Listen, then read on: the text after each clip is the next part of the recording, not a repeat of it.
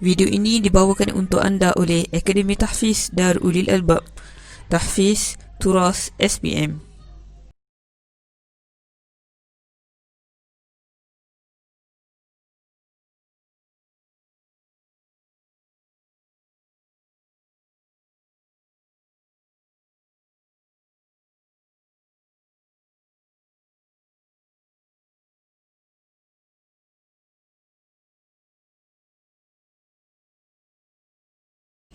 Assalamualaikum warahmatullahi wabarakatuh. Bismillah walhamdulillah wassalatu wassalamu ala Rasulillah. Rabbi shrah li sadri wa yassir li amri wahlul 'uqdatam min lisani yafqahu qawli. Subhanaka la ilma lana illa ma 'allamtana innaka antal alimul hakim.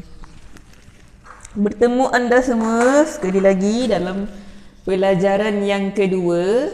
Okey, rentetan daripada pelajaran yang pertama. Okey, tanpa berlengah masa lagi, sekarang saya dah video kali ni saya dah tulis siap-siap semua. Okey, saya tak pasti jelas tak. Tapi saya rasa macam ada apa ni? Bayangan cahaya lampu ni agak mengganggu sikit. Tapi tak apa, kalau saya boleh cuba bacakan mungkin lebih jelas. Okey. Saya harap tulisan semua jelas. Cuma saya rasa mungkin kecil sikit, tapi saya boleh bacakan, jadi mungkin anda boleh tangkap lah. Okey, bismillahirrahmanirrahim. Pelajaran kali kedua ini saya nak kongsikan dengan anda tentang dasar bahasa Arab yang pertama, iaitu perubahan keadaan di hujung perkataan. Perubahan keadaan di hujung perkataan, yang mana kita akan belajar perubahan keadaan di hujung perkataan ini di dalam ilmu nahwu. Okey, di dalam ilmu nahwu. Jadi ilmu nahwu ni adalah semuanya berkenaan dengan macam video pelajaran yang pertama tu saya dah bagi tahu anda semua yang perkataan bahasa Arab ni diterbahagi kepada tiga. Okey, dia terbahagi kepada tiga jenis utama. Jenis yang paling utama, jenis perkataan yang paling utama ada tiga dalam bahasa Arab. Sebab nanti kita akan belajar lagi isim ada berapa jenis, ada banyak lagi pecahan-pecahan dia. Tapi jenis yang paling utama perkataan bahasa Arab ni terbahagi kepada tiga bahagian. Yang pertama isim, iaitu kata nama. Yang kedua fi'il, iaitu kata perbuatan. Dan yang ketiga adalah harf, kata sendi. Okey, jadi apakah kaitan perubahan keadaan di hujung perkataan dengan tiga jenis isim ni? Okey, jadi dalam bahasa Arab, dasar yang pertama saya beritahu berubahnya keadaan di hujung perkataan. Perkataan mana? Isim ataupun fi'il. Harf tidak berubah. Okey, jadi dalam satu ayat bahasa Arab terhimpun daripada beberapa perkataan, kan? Dalam satu jumlah ayat terhimpun daripada beberapa perkataan. Dan dalam ayat itu terhimpun daripada isim, mungkin ada fi'il, mungkin ada harf, ataupun sama ada dalam ayat tu ada isim dengan isim sahaja, ataupun isim dengan fi'il sahaja, ataupun ada isim, ada fi'il, ada harf. Yang mana perkataan-perkataan yang duduk di dalam satu jumlah ayat itu saling berkait antara satu sama lain. Bukan dari segi makna sahaja, tapi dari segi lafaz juga. Bermaksud, kemungkinan perkataan ini mengubah keadaan akhir perkataan ini. Perkataan ini berkemungkinan mengubah keadaan akhir perkataan ini. Dan seterusnya. Jadi perubahan keadaan di hujung perkataan ni berkaitan dengan isim, fi'il, isim dan juga fi'il. Isim, fi'il dan harf. Okey, jadi dalam ilmu nahwu yang membahaskan tentang perubahan keadaan di hujung perkataan akan berkait maknanya watak-watak. Okey, dalam perubahan keadaan di hujung perkataan tu melibatkan ada empat perkara. Yang mana pertamanya adalah amil. Amil ni adalah perkataan yang bertugas. Apa tugasan dia? Dia akan melakukan sesuatu tugas yang mana dengan tugasan dia tu dia akan mengubah keadaan akhir perkataan seterusnya yang berkait dengan dia. Okey. Jadi siapakah amil itu? Amil itu kemungkinan adalah isim, kemungkinan adalah fi'il, kemungkinan adalah harf. Bukan berkemungkinan, maknanya pada situasi itulah. Kemungkinan pada situasi itu sama ada yang menjadi amil ini, sama ada yang menjadi perkataan yang mengubah perkataan lain itu adalah isim ataupun fi'il ataupun harf. Nanti kita akan belajar lebih lanjut. Okey, cuma yang pertama di dalam tajuk perubahan keadaan di hujung perkataan ataupun dalam ilmu nahwu ni is all about 4 perkara ni. Semuanya adalah tentang 4 perkara ni. Pertama adalah amil. Amil adalah perkataan yang bertugas, yang mana dia akan menyebabkan berubahnya keadaan akhir perkataan yang lain yang datang selepas dia. Yang kedua adalah amal. Amal ni adalah tugasan yang dilakukan oleh amil. Amal adalah tugasan yang dilakukan oleh amil ni tadi. Yang ketiga adalah ma'mul. Ma'mul, kalau amil tadi perkataan yang bertugas kan, perkataan yang melakukan tugasan tu. Ma'mul pula adalah mangsa dia. Ma'mul adalah mangsa kepada amil ni. Ma'mul adalah perkataan yang dijalankan tugas ke atasnya. Siapa yang menjalankan tugas ke atas ma'mul? Amil. Amil beramal ke atas ma'mul. Amil beramal ke atas ma'mul. Nanti saya akan terangkan kat bawah contoh ayat Al-Quran kat bawah ni, saya akan terangkan kejap lagi. Yang keempat adalah i'rab. I'rab ni apa? I'rab ni adalah kesan yang terzahir di hujung perkataan tu. I'rab ni adalah rupa paras pada perkataan tu. Rupa paras pada perkataan tu. Baris dia macam mana, huruf dia macam mana, pertukaran huruf, pertukaran baris, rupa paras dia lah. I'rab ni adalah rupa paras dia. Jadi dalam contoh ayat yang saya bagi ni daripada surah Al-Baqarah kan, ini sangat familiar. Saya rasa semua orang mungkin kebanyakan kita hafal. A'udzubillahi minasyaitonirrajim. Allazina yu'minuna bil ghaibi wa yuqimunas solata. Okey, jadi saya akan fokuskan pada pada ayat bil ghaibi. Okey, pada bil ghaibi ni. Pada bil ghaibi, kalau kita nampak pada kasarnya, kita nampak ni seolah-olah satu perkataan kan? Seolah-olah adalah satu perkataan. Sebenarnya bil ghaibi ni terhimpun daripada dua perkataan. Dua perkataan yang berasingan tetapi bercantum dari segi penulisan dan sebutan. Ini istimewanya bahasa Arab, dia bersambung-sambung. Sebab tu dalam mukaddimah yang pertama, kalau tak silap saya, dalam saya menghuraikan tentang 4 tingkatan kemahiran, kemahiran mendengar adalah di antara kemahiran yang sukar. Sebab apa? Bahasa Arab ni perkataan dia disebut secara bersambung. Bersambung dengan perkataan yang seterusnya. Kalau perkataan tu boleh bersambung lah. Lebih-lebih lagi kalau ada alif lam qamariyah macam ni. Jadi bila dia bersambung, kita akan ingat itu satu perkataan. Sebenarnya kat situ ada dua perkataan. Jadi macam mana kita nak cam dia dua perkataan ke satu perkataan? Kita nak kena kenal jenis-jenis perkataan yang ada kat dalam ayat tu. Okey, kalau kita kenal huruf macam mana, so kita tahu ini huruf. Kalau kita kenal isim macam mana, so kita tahu ini adalah isim. Okey, jadi dalam contoh yang saya fokuskan ni, ini terhimpun daripada dua perkataan. Yang pertama adalah perkataan bi. Bi dalam bahasa Arab adalah perkataan, dan dia tergolong dalam perkataan harf, kata sendi. Bi adalah kata sendi. Okey, bi kata sendi. Kalau babu tak ada. Bi memang khas ada baris bawah bi. Dia adalah kata sendi, iaitu harf, dan dia adalah di dalam golongan huruf harf jar. Dia adalah harf jar, huruf jar. Huruf jar, okey? Huruf jar ni tugasan dia adalah menjarkan isim. Tugasan dia adalah menjarkan isim. Di dalam contoh ni, bi ni adalah huruf jar, adalah harf jar. Dia adalah harf dan dia adalah tergolong dalam golongan harf jar, dan tugasan dia adalah dia hanya bertugas ataupun dia hanya boleh masuk ke dalam isim. Dia hanya boleh masuk ke dalam isim. Ma'mulnya hanyalah di kalangan isim sahaja. Jadi apa yang harf jar ni buat bila dia masuk ke dalam isim, dia akan menjarkan isim tersebut. Okey?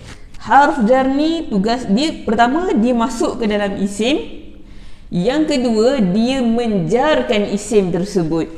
Macam mana i'rab? Macam mana i'rab ataupun keadaan akhir isim ini bergantung pada jenis isim ni pula. Bergantung kepada jenis isim ni pula. Tak semestinya bila dimasuki oleh harf jar dia akan berbaris kasrah akhir dia. Tak semestinya. Ada yang dijarkan dengan baris fathah. Okey, nanti kita akan belajar lebih lanjut. Ada yang dijarkan dengan ya, huruf. Okey, ada yang dijarkan dengan huruf. Ada yang dijarkan dengan tanda yang tersembunyi, tak nampak. Nanti kita akan belajar lebih lanjut dalam bahagian i'rab isim. Okey, jadi bahasa Arab ni macam saya dah cakap ada 4 dasar, so kita akan belajar 4 tu. Kita akan belajar 4 tu. Jadi kat situ kita dah nampak roadmap dia, 4 level ni. Kita akan belajar 4 perkara ni. Jadi kalau kita dah habis belajar 4 perkara ni, insya-Allah kita akan mahir bahasa Arab. Okey, saya ulang sekali lagi. Dasar bahasa Arab yang pertama adalah perubahan keadaan di hujung perkataan. Okey, bahasa Arab yang pertamanya main topik dia adalah berubahnya keadaan di hujung perkataan. Okay. Perkataan dalam bahasa Arab ada 3 jenis: isim, fi'il, harf. Jenis yang utama, ya. Jenis yang utama. Utamanya paling first sekali pembahagian yang pertama adalah terbahagi pada 3: isim, fi'il, harf. Kemudian isim ni nanti lagi terbahagi kepada 16 bahagian pula. Terbahagi kepada 16 bahagian pula. Fi'il ni pun nanti terbahagi kepada bahagian-bahagian. Harf ni tak ada. Harf ni terbahagi kepada 2 bahagian juga, tapi pembahagian tu lebih kepada dia beramal lah, tidak berlaku perubahan ke atas dia. Okey.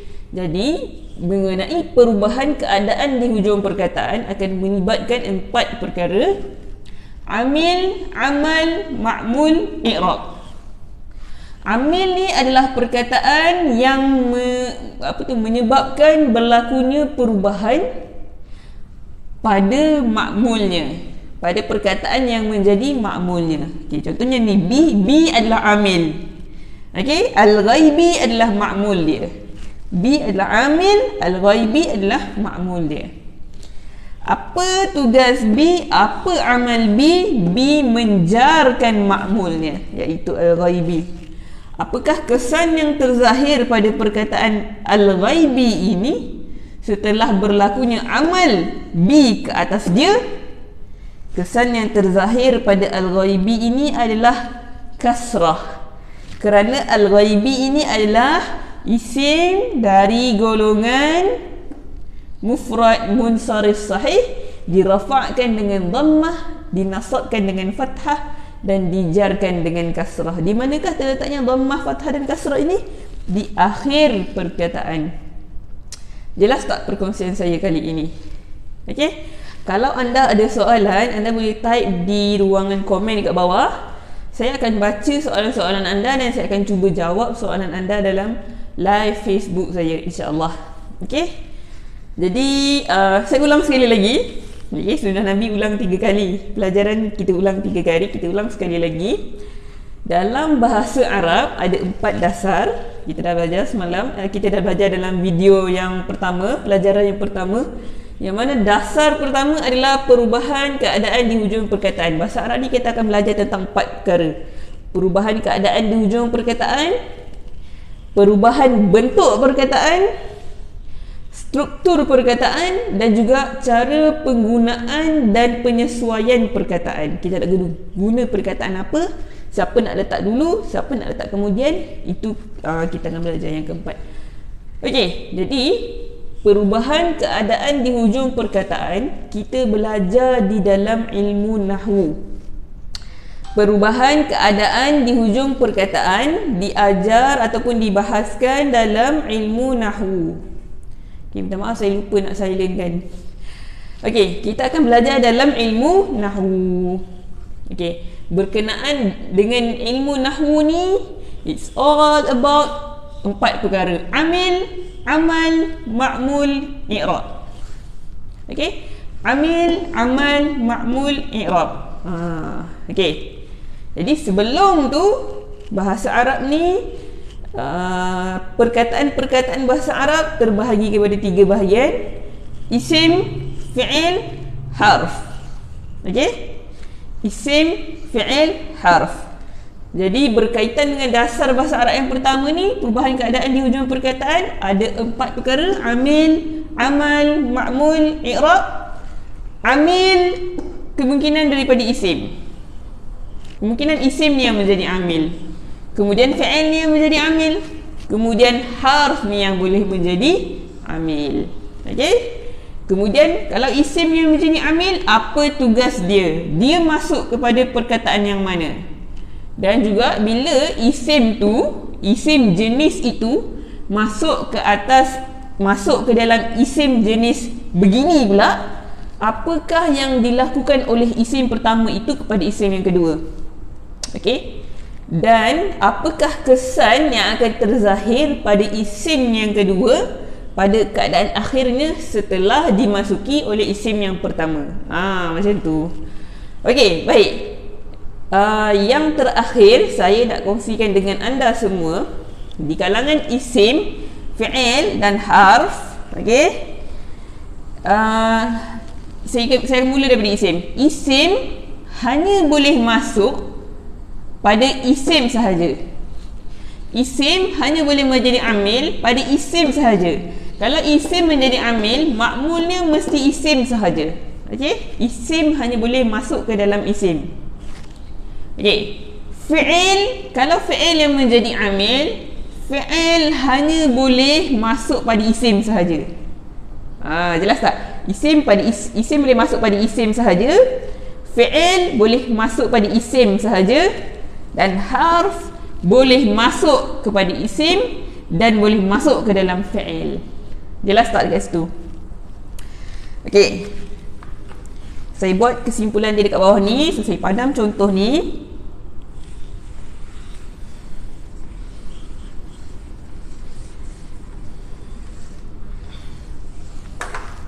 Okey. Saya tulis kat bawah ni. Isim hanya boleh masuk ke dalam isim sahaja. Okey? Isim hanya boleh masuk ke dalam isim sahaja. Fi'il hanya boleh masuk ke dalam isim sahaja. Okey? Isim boleh masuk dalam isim, fi'il boleh masuk ke dalam isim sahaja. Harf pula dia boleh masuk ke dalam isim dan fi'il. Okey? Maknanya isim boleh mengubah keadaan akhir isim sahaja. Isim tidak boleh mengubah keadaan akhir fi'il. Okey? Fi'il pula boleh mengubah keadaan akhir isim sahaja. Fi'il tidak boleh mengubah keadaan akhir fi'il. Ataupun saya jelaskan sekali lagi, perkataan isim hanya boleh mengubah keadaan akhir perkataan isim juga. Tak boleh mengubah keadaan akhir perkataan fi'il. Maksudnya isim tak boleh masuk ke dalam fi'il.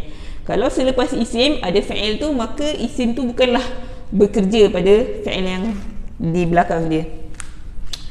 Okey. Perkataan fi'il hanya boleh mengubah keadaan akhir perkataan isim sahaja.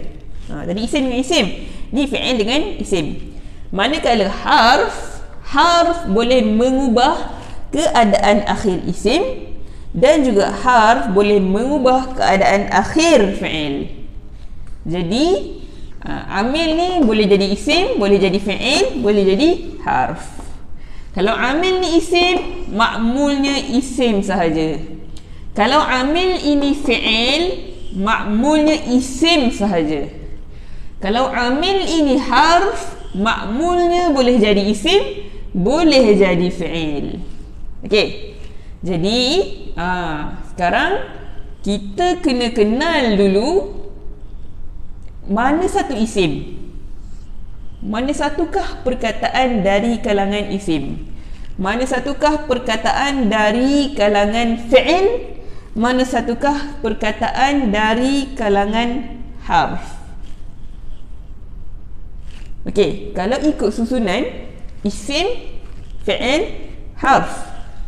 Tapi saya akan kenalkan anda dengan fi'il dulu. Kita kenal fi'il dulu.